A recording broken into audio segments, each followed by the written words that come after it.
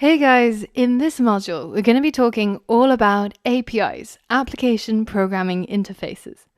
Now, it's very likely if you spend any time on the internet at all, you would have heard of this term crop up every so often. So in the coming lessons of this module, we're going to explore what exactly APIs are and what we can do with it. First things first, in this module, you're going to be exploring a number of APIs, and you're going to be building a weather application as well as an email sign-up web application. This is going to allow you to collect real users' email addresses and save it to your own database on MailChimp so that you can contact them at a later point. And this is really useful if you decide to create a landing page and email people when your product launches, or if you're trying to set up an email newsletter and stay in touch with your subscribers. So that's the goal. Now, in order to get there though, we first have to understand what are APIs and why are they useful. Now, if you went on to yahoo.com and you took a look at their little weather section on the right, you'll notice that it takes the current location of your web browser and gives you the upcoming weather forecast for your location. Now, if we wanted to create our own website and we wanted a little module like this, how would we do that? Because we're not going to go around collecting weather data, right? We're not really kitted out to be able to detect wind speed and the temperature and forecast what the weather will be like in the future. So where do we get this data anyways? Well, we could use a weather data service like OpenWeatherMap, where their job is to collect these pieces of data and organize it and do all of the complicated things to forecast the weather. And then all we have to do is to use their API to tap into that live weather data, and we'll be able to start pulling it into our website, just like how Yahoo does it here.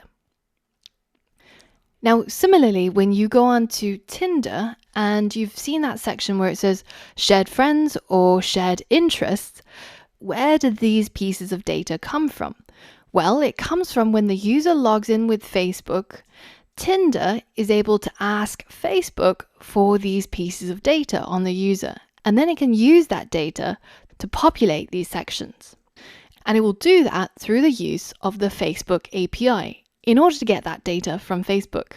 Now, out there are loads of different types of APIs that you can use.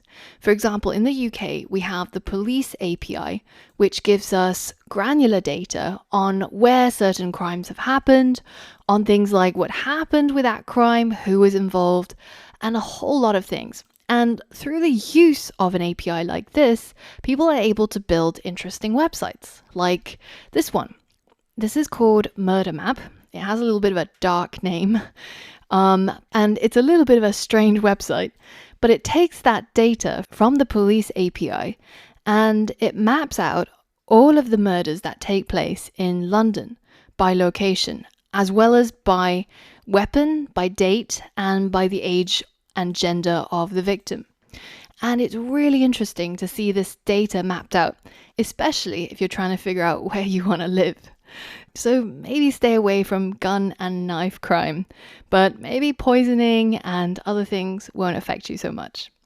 So in the coming lessons, I'm going to be introducing you to some really fun APIs, but there's all sorts of APIs out there, and they range from things such as APIs that give you data on the prices of various stocks to things like an API that gives you data on various Pokemon. So all the way from very serious to very not serious, you can access all sorts of data via APIs and use them to create your own websites. Now, we've talked so much about APIs. What exactly is the definition of an API? A broad definition that a lot of people go by is that an API is a set of commands, functions, protocols, and objects that programmers can use to create software or interact with an external system. So what does all of that mean? Well, let's simplify it.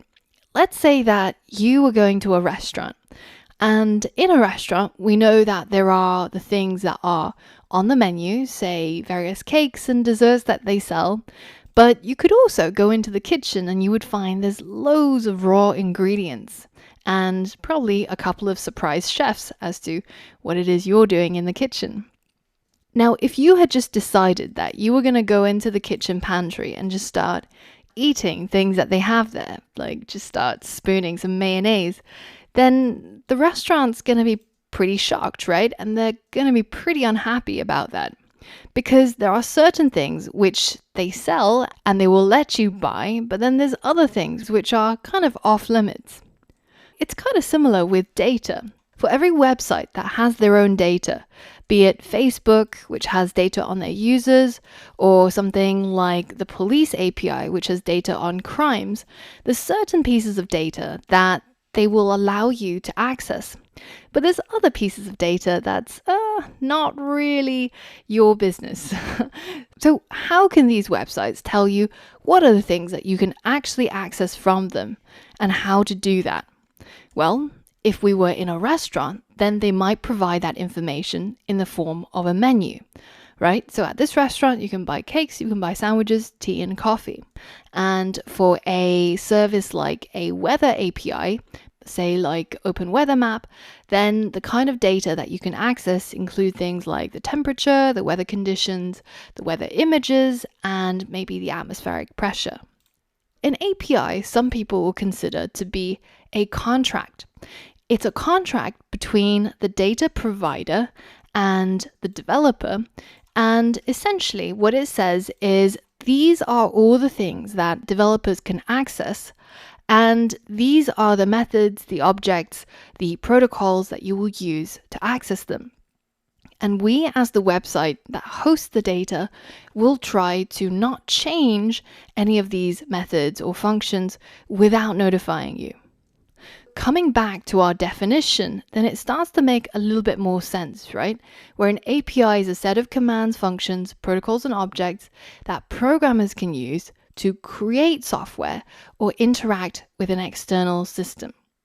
Now, we've seen a lot of examples of an API that allows you to interact with an external system, but we haven't really seen any that allow you to create software, or have we? Well, if you think about it, when we learned about jQuery, what is jQuery? Well, it's an API, right? It's something that gives you access to a whole bunch of functions and objects that let you create software much more easily than if you were just writing vanilla JavaScript. Now, if we think back to the Tinder example, where Tinder was getting data from Facebook to get the shared friends and shared interests of their users, well, this is a case where they're using the Facebook API to interact with an external system, namely the Facebook database. Now, in this module, we're going to focus on the types of APIs that allow us to interact with an external system, and most importantly, an external server. So we're going to get hold of some piece of data from a website, and we're going to do that through their API. And we're going to read their documentation to see what are all the things that we can do. And we're going to use their API as a menu of things that we can do to interact with their data. So that's a little bit on the theory of APIs. But in the next lesson, we're going to look at how we can put it into practice. For all of that and more, I'll see you there.